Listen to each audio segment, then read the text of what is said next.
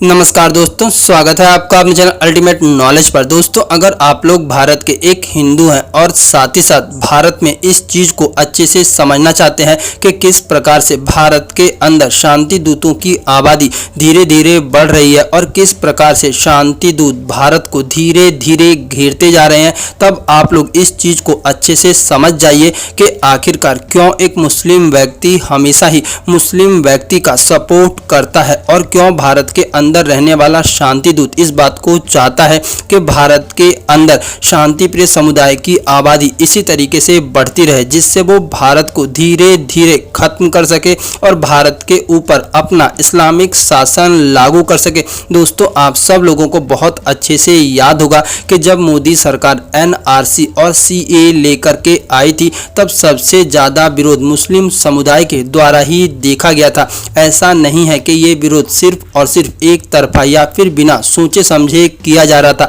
बल्कि इसके पीछे एक बहुत बड़ी प्लानिंग थी। दोस्तों, एक्चुअली में भारत का मुस्लिम इस बात को अच्छे से जानता है कि अगर उसे भारत पर कब्जा करना है और भारत के ऊपर इस्लामिक शासन को लागू करना है, तब भारत के अंदर उसे इस्लामिक आबादी को बढ़ाना पड़ेगा। आप सब लोग इस चीज़ को अच्छे से जानते हैं कि NRC का मुख्य मकसद ये था कि भारत के अंदर जो भी अवैध घुसपैठ हुई है और जिन लोगों ने भारत के अंदर अवैध घुसपैठ करके भारत पर कब्जा कर रखा है, उन्हें NRC के द्वारा भारत से निकाल करके दोबारा से बांग्लादेश वापस भेज देना, या फिर जो भी जहां से आया था उसे उसके देश वापस भेज करके भारत की आबादी को संतुलित करना था। लेकिन आप सब लोगों ने देखा होगा कि किस प्रकार से मुस्लिम समुदाय ने NRC और CAA का विरोध किया था। इसका मुख्य कारण ये था कि भारत का शांति दूत इस बात को नहीं चाहता था कि भारत के अंदर NRC लागू हो, क्योंकि भारत के अंदर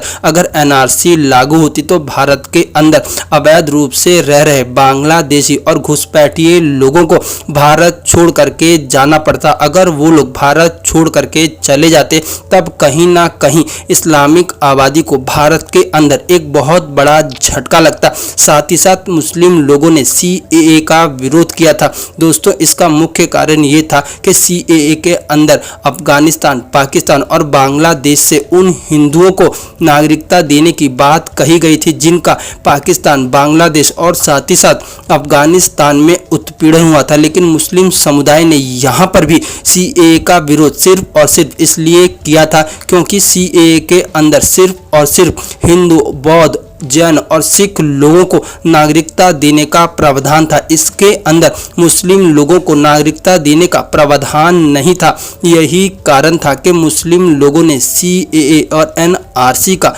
जबरदस्त विरोध किया। NRC और CAA का विरोध जितना भारतीय मुसलमान कर रहे थे, उससे कम बांग्लादेशी और रोहिंग्या कर रहे थे, क्योंकि एक्चुअली में रोहिंग्या और बांग्लादेशी भारत में रह रहे शांतिप्रिय समुदाय को पीछे से सपोर्ट कर रहे थे। बांग्लादेशी और रोहिंग्या लोग कभी भी इस बात को नहीं चाहते कि वो भारत छोड़ करके दोबारा से अपने देश जाएं। दोस्तों, भारत के अंदर कहीं ना कहीं भारत को बर्बाद करने की एक ऐसी गहरी साजिश चल रही है जिसका कारण सिर्फ और सिर्फ शांति प्रिय समुदाय को माना जाता है, क्योंकि इतिहास इस बात का गवाह रहा है कि शांति प्रिय समुदाय जहां पर जाता है वहां से दूसरे धर्म संप्रदाय को पूरी तरह से खत्म कर देता है। दोस्तों, भारत के अंदर अगर NRC और CAA जल्द से जल्द लागू कर दिया जाए तो इस बात में कोई दो राय नहीं कि भारत के अंदर जो भी अवैध रूप से घुसपैठिए रह रहे हैं उन्हें उठा करके दोबारा से उनके देश में फेंक दिया जाएगा। जिस प्रकार से आज बांग्लादेश के अंदर हिंदुओं को प्रताड़ित किया जा रहा है, शायद आने वाले समय में ऐसी चीजें भारत के अंदर भी हो सकती हैं। यही कारण था कि भारत के अंदर मोदी सरकार NRC और CAA लेकर के आई थी।